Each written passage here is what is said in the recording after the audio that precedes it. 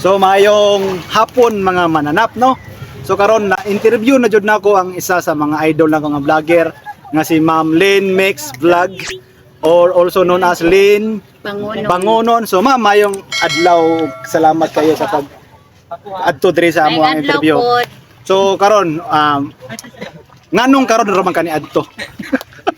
Pasensya na kayo sir kay kapag naka Oh, sige. Ay, follow sa mo ang vlog.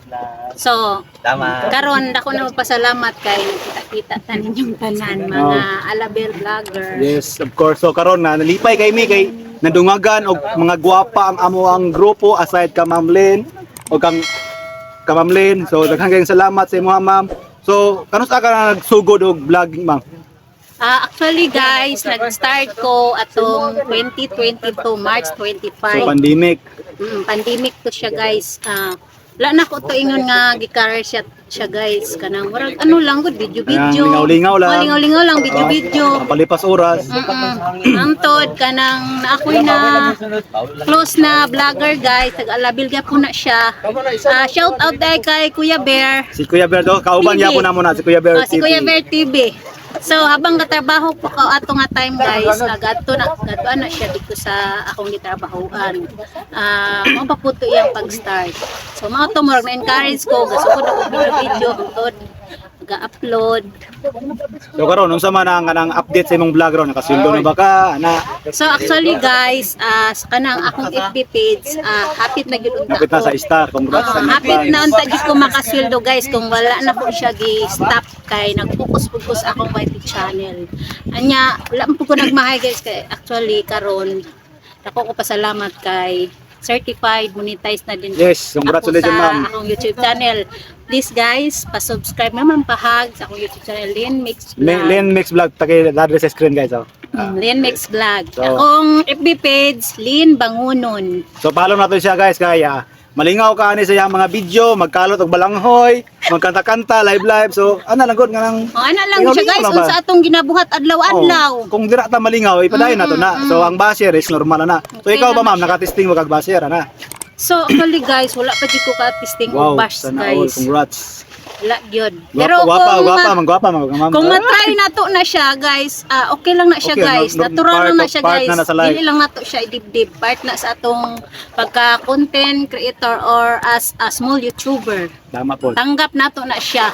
Di lang nato na sila patulan kasi love nato ang tanan nato mga followers ug atong mga viewers. So karon na lang unsa may imong advice sa mga parehay nimo nga mga ka-reels, mga hilig og reels, hilig og live, unsa man ang kanang dapat buhaton para di sila mapulan ba kasi ang uban nagdali para makasuldo. Sa imo ha, unsa man imo ang So karon guys, ang akong advice sa mga maupay pag-start guys, sa mga small content creator o small YouTuber.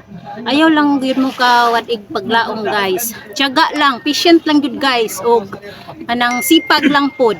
Oh. Tama gyud kay kung Ipagpatuloy lang gyud niyo guys. kung premier bago pa mo nag-vlog, ayaw hunahuna nga kanang makasuldo dayon ana. Isipan ng sweldo guys. Murag kanang lingaw lang gyud siya guys. Limtan-limtan lang nimo siya. Antod maabot ang time, Ay kung madagan imong isuldo na de mayo, so pag dili pa post lang yapon lingaw-lingaw. Parehas Kaya, ako, guys. Ang uban ma-discourage magudayon di ba ma'am no? Uban ma-discourage man good guys kanang ingon wala man ni padulngan Oo, ani ana. Pero ayaw guys, ayaw mo ingon ana guys. Tama gyud naagay kwarta sa YouTube or sa Facebook. FB page sa Nagyod, Facebook. sa- Naagid guys kung matyaga lang ka. So dili Pugihan. dili po na ingon nga magsali ka na pagkaugma na dayon. Dili. So para sa iya 2022, 24 na ron. 24 na ron guys.